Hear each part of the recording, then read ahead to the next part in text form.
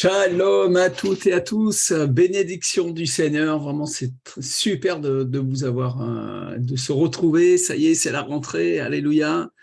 Je suis vraiment très très content de démarrer ce jeûne avec vous, 21 jours de jeûne et prière, d'enseignement de la parole, et je sais que Dieu va nous bénir et je sens déjà tellement la présence du Saint-Esprit très forte ce matin. Ce midi, et je veux saluer déjà tous les leaders, les 12 de Rémi Bell là, qui sont connectés déjà en direct, et puis ceux qui écouteront l'enregistrement, donc c'est enregistré. Voilà, soyez tous bénis, les disciples des disciples, et puis tous les frères et sœurs qui se connectent sur ce temps de prière et de partage. Et on ne va pas perdre de temps, il est déjà midi 2 minutes qui sont déjà écoulées. Je veux tout de suite aller dans la parole. Je crois vraiment que le Seigneur va nous faire du bien dans sa parole. Et on va tout de suite dans Apocalypse au premier chapitre. Apocalypse, premier chapitre, et au verset 8. Et on va avoir 2-3 versets ce midi. Et on va vraiment se tourner vers le Seigneur. Amen. Donc, Apocalypse au premier chapitre, au verset 8, le Christ ressuscité, glorifié, déclare ceci: « Je suis l'alpha et l'oméga, le commencement et la fin, dit le Seigneur, Dieu, celui qui est, qui était et qui vient, le Tout-Puissant. » Je relis: « Je suis l'alpha et l'oméga, le commencement et la fin, dit le Seigneur Dieu, celui qui est, qui était et qui vient, le Tout-Puissant. » Amen. Seigneur, je te remets ce temps de partage de ta parole. Merci pour ta présence. Merci pour cette forte onction qui est là. Merci parce que tu bâtis l'Église et les portes du séjour des morts ne prévaudront point contre elle. Nous te rendons toute la gloire. Nous appliquons le sang de Jésus et nous paralysons toute puissance des ténèbres qui voudraient perturber ce temps de ministère. Et bénis mes frères et sœurs, bénis-les abondamment. Bénis-nous, Seigneur. Visite-nous, Seigneur. Au nom de Jésus. Amen et Amen. Alléluia. Alors, nous voyons ici ce passage très fort où Jésus dit « Je suis l'alpha et l'oméga ». Ça veut dire quoi? Ça veut dire qu'il est le commencement et la fin. Il est le commencement, il est le tout. Et j'aimerais te dire, pour démarrer ces 21 jours et finir cette année 2022, je veux te dire quelque chose.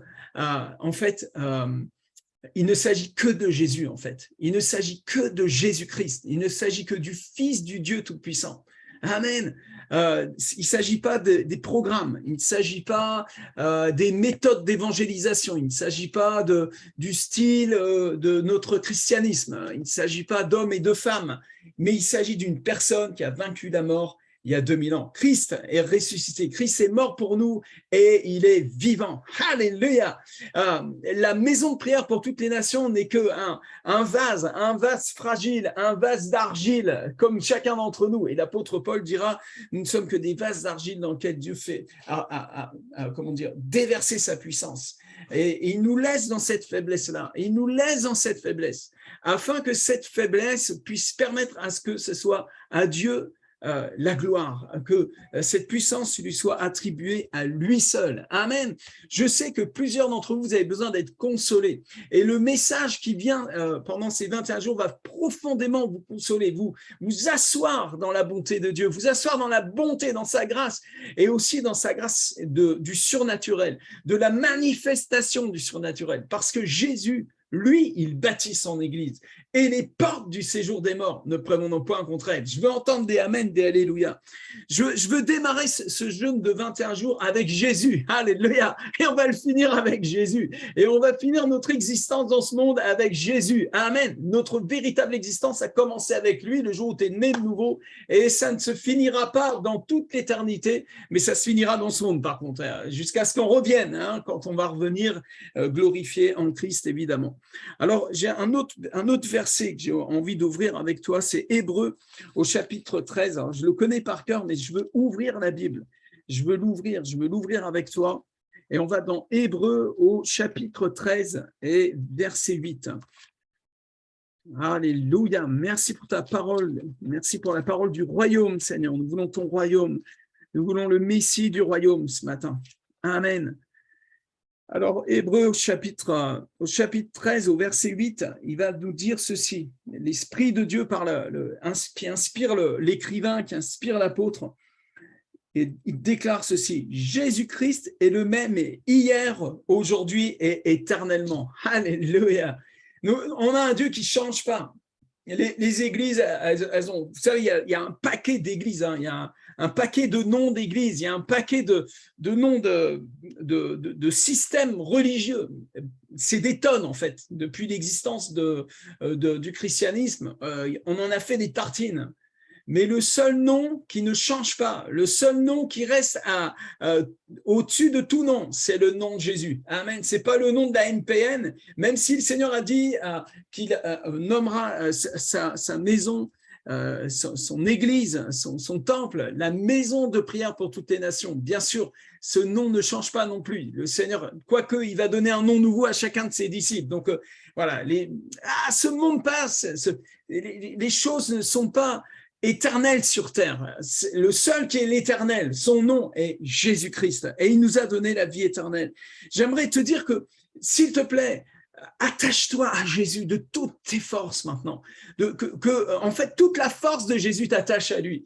Que tu sois fortement attaché à Christ et tu vas devenir quelqu'un de vraiment stable. Tu vas être stabilisé en Christ. Il est le fondement. L'apôtre Paul a passé son temps à fonder les apôtres, les premiers apôtres, les prédicateurs de l'évangile, ont passé leur temps, leur ministère à fonder les gens sur Jésus-Christ. Paul dit, il n'y a pas d'autre fondement que Jésus-Christ. Ensuite vient les apôtres, les prophètes, tout ça, etc. Mais tous ces gens-là sont mourus depuis. Amen. Mais la parole, elle ne change pas. Il est le même hier, aujourd'hui, éternellement. Quelle bénédiction que d'avoir un Jésus vivant à la maison de prière pour toutes les nations. Quelle grâce, quelle bénédiction de ce que Jésus ne change pas. Regarde, il dit dans Matthieu, alors on va dans Matthieu, la fin de l'évangile de Matthieu. Alors tu ouvres dans Matthieu et tu vas dans le chapitre 28, le dernier chapitre, tout à la fin. Le Christ est ressuscité, il parle avec ses disciples, il parle à nous aussi qui sommes ses disciples, et il dit ceci, c'est à partir du verset 18, Jésus s'étant approché leur parla ainsi, tout pouvoir m'a été donné dans le ciel et sur la terre.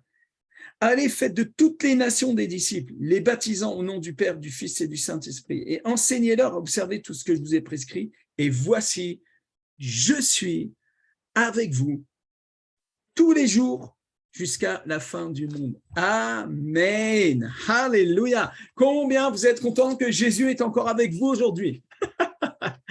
Je ne sais pas ce qui s'est passé pour vous cet été, mais combien de personnes vous êtes contents que le Seigneur a promis cela? Peut-être tu ne le sens pas. J'ai 2-3 disciples là, qui veulent absolument sentir. Oh, je veux sentir l'amour. Oh, je veux sentir Dieu.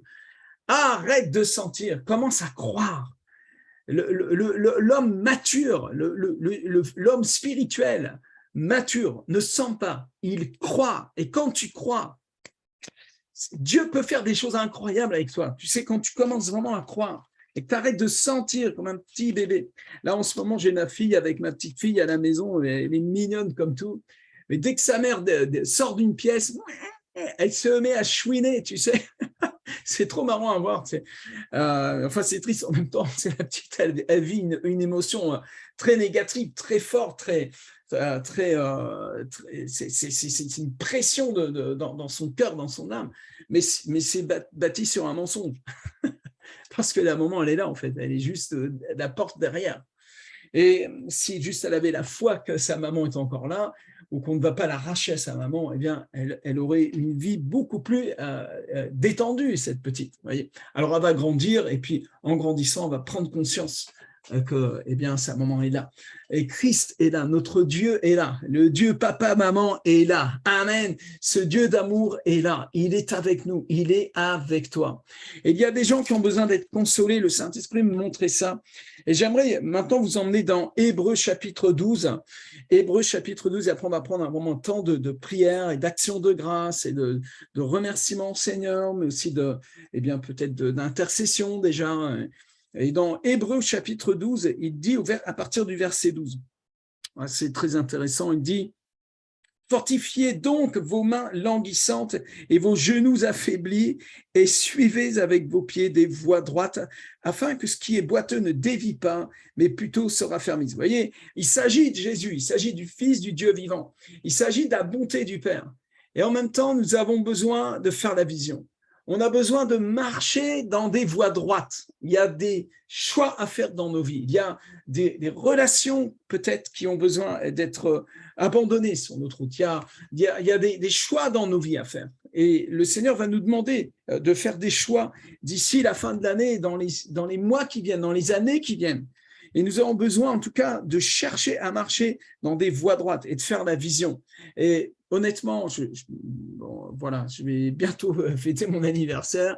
Les années passent vraiment, c'est un TGV cette affaire-là. Hein. Et combien de temps me reste-t-il pour faire des disciples, pour multiplier, pour amener l'évangile dans les nations? On prépare une grande campagne d'évangélisation là sur le Pakistan. On va visiter 3 villes, dont Islamabad. Vous savez qu'Islamabad, il y a ce qu'on appelle le quartier français. C'est là où ils abandonnent les chrétiens, ils les mettent derrière un mur. En fait, c'est un dépotoir et c'est un endroit terrible. Mais apparemment, il paraît qu'il y a un changement, il y a une transformation qui est en train de se faire. En tout cas, vous avez vu aussi ce qui s'est passé au Pakistan dernièrement. Il y a quelques jours, des inondations terribles. Beaucoup de gens ont tout perdu jusqu'à leur vie. Et voilà, on est en train de préparer une petite équipe missionnaire. On va aller implanter la maison de prière au Pakistan, amener l'école de consolidation là-bas et faire un travail vraiment apostolique et d'évangélisation. On prépare une grande campagne d'évangélisation à Karachi, un grand stade. Enfin, ça va être le feu, il va y avoir des miracles. Dieu va manifester sa puissance à un niveau. C'est extraordinaire. Et je sais que le Saint-Esprit est en train de préparer vraiment une invasion en Afrique, partout, Madagascar, dans le monde entier. Partout où le Seigneur nous envoie, nous allons amener ce flambeau, cette gloire. Et au travers de gens faibles, de gens comme toi et moi. Amen. Des gens dont les mains sont languissantes et les genoux affaiblis. Oh, nous arrivons avec notre faiblesse devant toi ce matin, Seigneur, ce midi.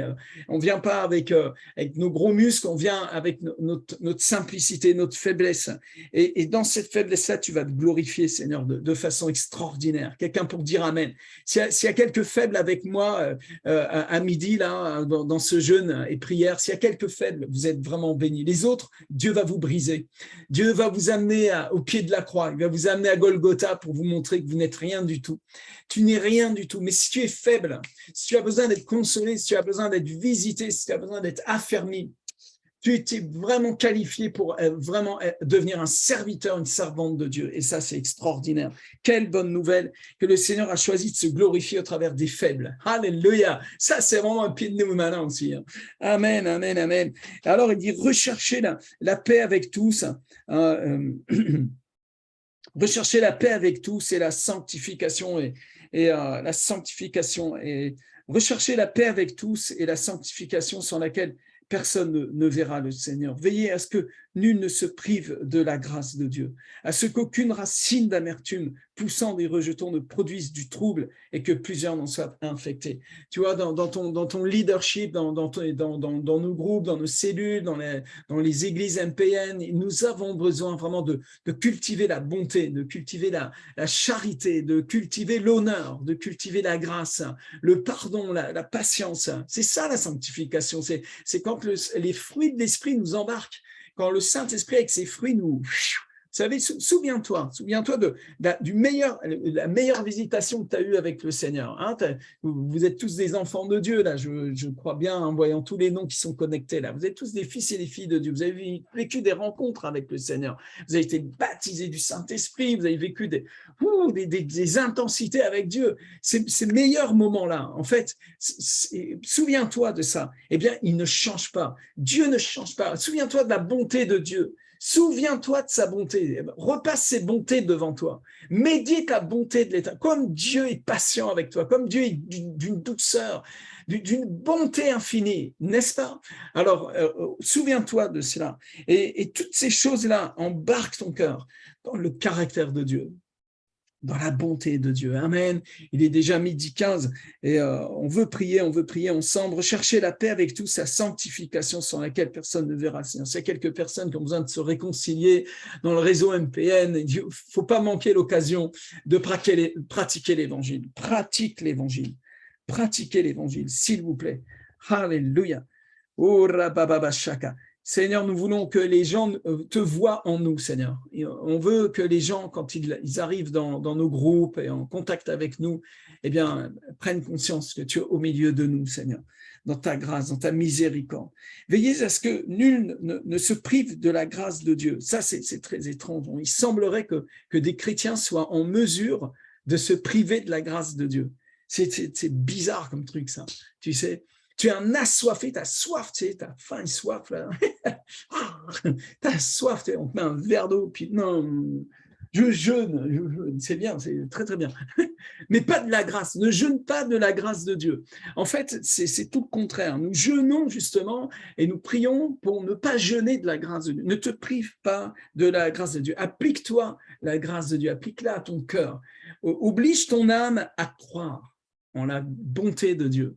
Amen. Ton âme a cette propension à vouloir mériter la bonté de Dieu. Ah, papa, tu vas voir, là, ce coup-là, je vais être un bon. Là, je vais faire jeûne de 21 jours. Ouh, là, je vais épater toute ta galerie, là, tu vois. Non. Fais-toi grâce. Prends la grâce de Dieu et nourris ton âme avec la bonté de Dieu, avec la grâce de Dieu. Fais la paix avec toi-même, fais la paix avec les autres, fais la paix avec Dieu. Et tout d'un coup, ça va être super sympa d'être avec toi. Ton témoignage va être décontracté. La gloire de Dieu peut se manifester et la grâce du Seigneur Jésus va être vue en toi. Le Seigneur sera vu en toi. Voilà cette sanctification dont nous avons besoin. Amen. N'est-ce pas? N'est-ce pas? C'est cela dont nous avons besoin. Veillez à ce que nul ne se prive de la grâce de Dieu, à ce qu'une racine d'amertume poussant des rejetons ne produise du trouble. Et les racines d'amertume peuvent pousser contre toi-même, elles peuvent pousser contre ton leader, elles peuvent pousser, peut-être contre Dieu lui-même, tu vois. Il faut appliquer le sang de Jésus contre ces racines. Il faut appliquer la puissance du sang. Le sang de Jésus qui a coulé de la tête de Jésus vient à la racine des épines. Vous savez que la couronne d'épines n'a pu être là que parce que le péché est entré dans l'humanité et Dieu a jeté une malédiction sur la terre. Dire, désormais, je ne sais pas d'ailleurs si c'est vraiment Dieu qui a maudit la terre ou si c'est le péché plutôt qui a produit ces épines. Et Dieu a dit, voilà, à cause du péché, voilà ce qui va se produire maintenant. Des épines, tu vas travailler à la sueur de ton front, voilà ce que va produire maintenant ton péché. Jésus a été jusqu'à prendre en charge cette malédiction, prendre en charge les conséquences de ce péché. Et il a été couronné d'épines. Et quand les épines ont été en contact avec le sang de Jésus, les racines même de ce qui produisent les épines ont été brûlées. Alléluia. Applique le sang de Jésus maintenant contre toutes ces racines d'amertume, ces épines qui viennent infecter ton ministère, qui viennent infecter tes relations avec tes disciples, avec tes leaders, dans ton couple, dans ta famille, entre frères et sœurs, entre sœurs, entre frères, dans toutes nos relations. Amen. La puissance de la grâce de Dieu va engloutir ces choses qui sont venues infecter. À ce qu'il n'y ait ni impudique, ni profane comme Ésaü, qui pour un mets vendit son droit d'aînesse. Sommes des adorateurs. Mettons Jésus en premier dans nos vies. Amen. On ne va pas aller dans la fornication, on ne va pas aller dans toutes ces choses que le monde propose 24 heures sur 24 avec haute pression. Et ils sont en train d'augmenter la pression. Vous savez que la première ministre, Madame Borne, a lâché 3 millions d'euros pour l'ULGBT. 3 millions d'euros quand même. Donc, les minorités, tout ça, mais il y a d'autres minorités aussi en France, comme les chrétiens évangéliques, à la limite. On va prier ensemble. Prions que nous n'allons plus être des minorités, mais qu'on va envahir le pays avec l'évangile, la bonne nouvelle de Jésus. Alléluia. Il est déjà 12h20, j'avais 10-20 minutes. On va prendre un temps de prière. Seigneur, merci Père Tout-Puissant. Merci Seigneur de venir secourir nos cœurs. Pose ta main sur ton cœur, dis avec moi. Il y en a plusieurs là, je sens dans mon esprit, plusieurs, vous êtes vraiment des mains languissantes, des genoux affaiblis. Seigneur, des cœurs fatigués même, des gens qui sont arrivés au bout d'eux-mêmes. Eh bien, gloire à Dieu parce que c'est ici que le Seigneur prend le relais maintenant. Et répétez après moi, par le sang de Jésus, je suis pardonné. Par le sang de Jésus, je suis racheté. Par le sang de Jésus, je suis purifié. Par le sang de Jésus, je suis justifié. Par le sang de Jésus, je suis sanctifié. Seigneur, nous appliquons ton sang précieux sur les racines d'amertume. Nous appliquons ton sang précieux, Seigneur, là où nous sommes dans la faiblesse, là où nous sommes dans languissant, là où nos genoux ont flanché. Et nous proclamons, Seigneur, que tu es notre berger et tu redresses nos pas, Seigneur. Tu nous amènes à marcher dans des voies droites. Tu nous fais faire la vision correctement, Seigneur. Merci pour ce jeûne. Seigneur, nous le consacrons devant toi. Merci pour les libérations qu'il va y avoir pendant ce jeûne, des guérisons, des miracles.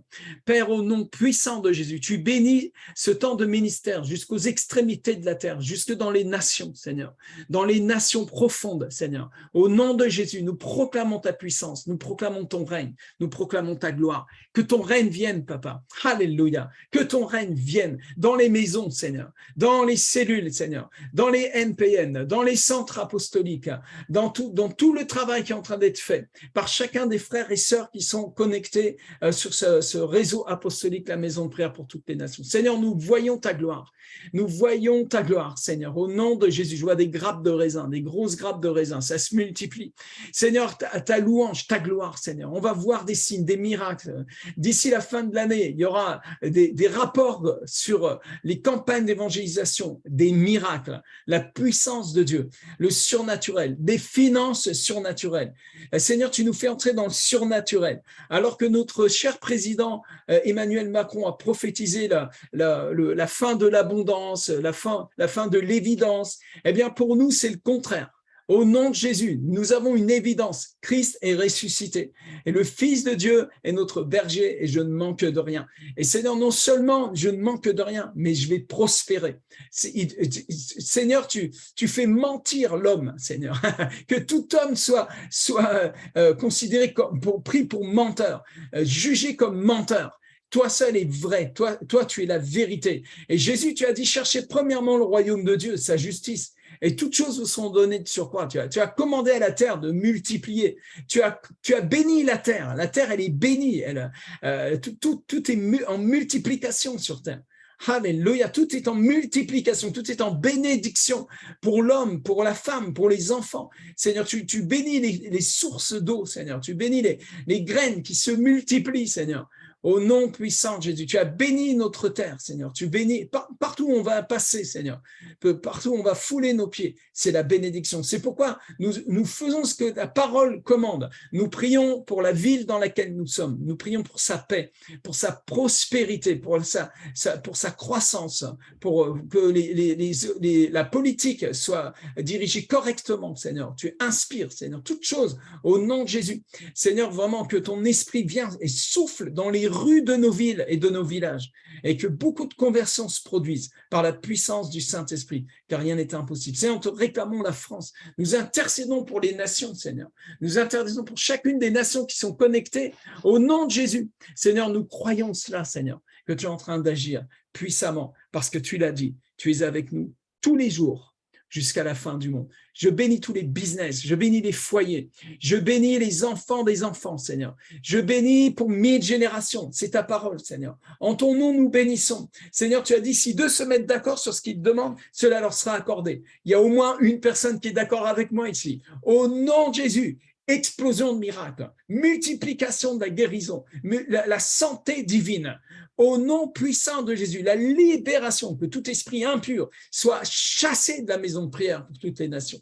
Seigneur, à toi la louange, à toi la gloire. Tu pourvois dans tous nos besoins, Seigneur. Tous les voyages missionnaires d'ici la fin de l'année sont bénis. Ils sont revêtus de la gloire de Dieu. Toutes les rencontres qui sont prévues, les week-ends rencontres, les samedis d'impact, toutes les réunions, les cellules, les cultes sont loin, sont bénis. La gloire la gloire de Jésus, parce que nous ne nous assemblons pas au nom d'un système. Nous ne sommes pas les témoins de Jojo, là. Nous sommes les enfants de Dieu, les enfants de lumière. Nous sommes ton temple et tu es esprit de Dieu, tu es le Dieu de ce temple. Alléluia. Seigneur, tu es au milieu de nous. À toi la louange. Toute la gloire au Père, au Fils et au Saint-Esprit. Amen et amen. À demain midi pour la suite. Merci de vous être connectés, chers frères et sœurs. Il y aura des moments où j'ouvrirai les micros aussi. Je vous permettrai vraiment de prier, d'intercéder. Priez en langue beaucoup. Intercéder. On est 56 participants. Waouh, c'est super. Ça va se multiplier. Vous savez, on arrivera à des centaines, des milliers de personnes vont se connecter dans ces temps d'intercession. À Dieu soit la gloire, toute la louange au nom de Jésus. Amen et amen. À demain midi.